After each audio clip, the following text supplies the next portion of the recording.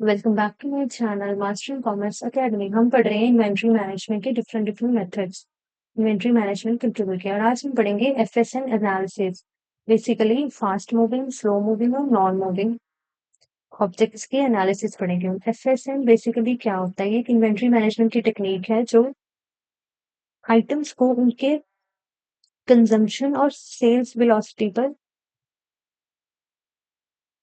Based रखती है। Basically उनका यूसेज रेट या मूवमेंट कैसे होगा, इस चीज पर बेस होगा कि उनकी कंजम्पशन कितनी है, उनकी सेल्स की वेलोसिटी कितनी है। ये बिजनेसमैन को ये समझाने में मदद करती है कि कौन से प्रोडक्ट्स जल्दी बिकते हैं, कौन से धीरे से बिकते हैं, कौन से बिल्कुल नहीं बिकते बेसिकली।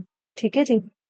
सो फर्स्ट वन हम सबसे पहले पढ़ेंगे fast moving, that is consume regularly. Fast moving products में वो प्रोडक्ट्स आएंगे जो बहुत ज्यादा कंज्यूम किए जाते हैं, जो प्रोडक्ट्स की बहुत ज्यादा हाई टर्नओवर रेट है, जिन्हें हमें बार बार रीस्टॉक करना पड़ता है।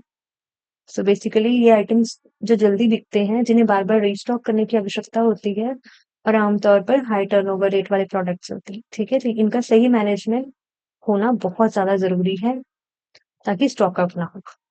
The next one is slow moving. ये नेम से पता लग रहा है जो कंज्यूम्ड ओकेजनली, जो कभी कभी धीरे से चलने वाले प्रोडक्ट्स हैं। ये आइटम्स मॉडरेट स्पीड में बिकते हैं। इन्हें फास्ट मूविंग आइटम्स की तरह बार बार रीऑर्डर करने की जरूरत नहीं होती। इनका सही मॉनिटरिंग कैपिटल ब्लॉकेज को रोकता है बेसिकली।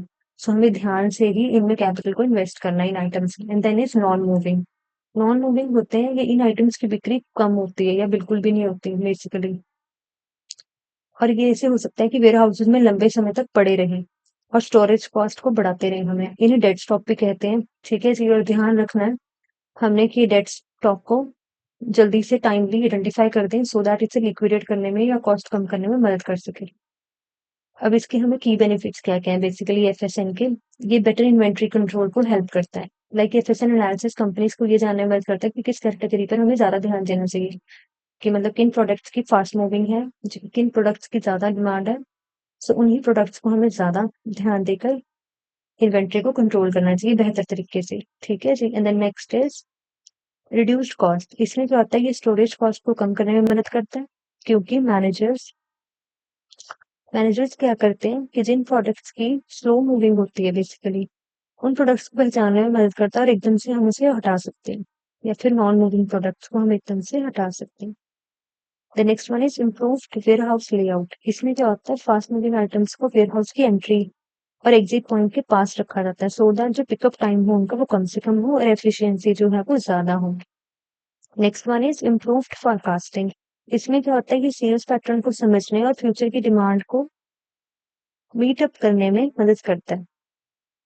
ठीक है जी। अब इसकी हम एक रियल एग्जांपल देख लेते हैं कि अगर एक रिटेल स्टोर है लाइक, तो उसमें क्या होगा, फास्ट मूविंग प्रोडक्ट्स क्या होंगे, मिल्क और ब्रेड, जो कि लोग रोज कंज्यूम करते हैं और ये डेली ही डेली ही बिकने वाले, रेगुलरली कंज्यूम होने वाले प्रोडक्ट्स हैं। ठीक है जी।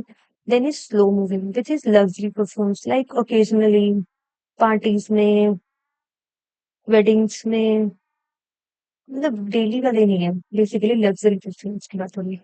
Then is non moving outdated CDs, वो ऐसे पड़ी रहेंगी रिटेल शॉप पर बस, जिनकी आजकल जरूरत ही नहीं है। तो इन सबको मैनेज करने में हेल्प करता है एफएसएन एनालिसिस। ठीक है जी। सो अगर आप हमारे नोट्स परचेज करना चाहते हैं तो आप हमारी मेल कर सकते हैं, हमें डिस्काउंटेड रेट्स के बारे में पता कर सकते हैं।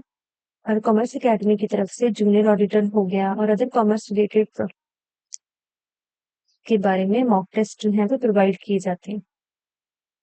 5 मॉक टेस्ट जो है हमने 60 डे रिवीजन प्लान में फ्री में भी दिए। अगर आपको वो चाहिए तो आप इस वीडियो के कमेंट सेक्शन में यस लिख सकते हैं, या फिर हमें मेल पर भी यस लिखकर भेज सकते हैं, हम आपको भेज देंगे सो दैट आप चेक कर सके कि हमारे मटेरियल का लेवल क्या है। So this is all about today's lecture. Thank you so much for watching.